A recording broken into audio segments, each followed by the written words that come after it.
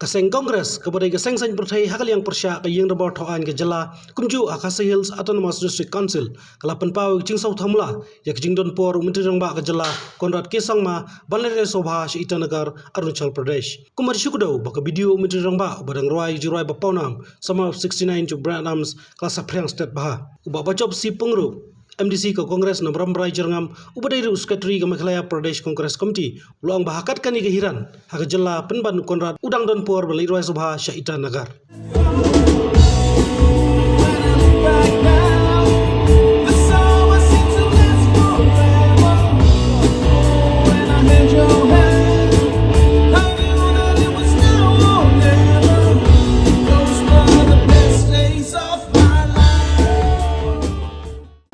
Try ladakah sorka kala ban mo ni syoi mo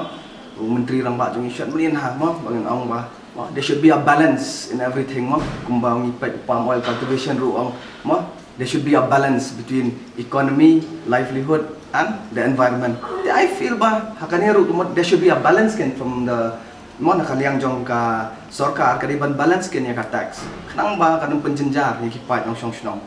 ringa sosi nomor boleh nyoi menta ka jelajong ni katnya ke jenjar bang syam ke isu baklut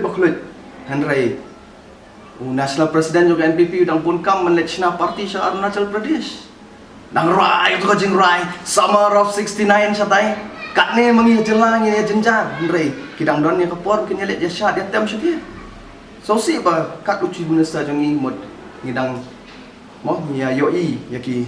mang yoi yaki YouTube aki balalang viral ki video ki social media baki pun kam malik seng yang parti kata along kai ke ba pensusi yang aku muai nong mikmat ba dang samla kene ke jela jumi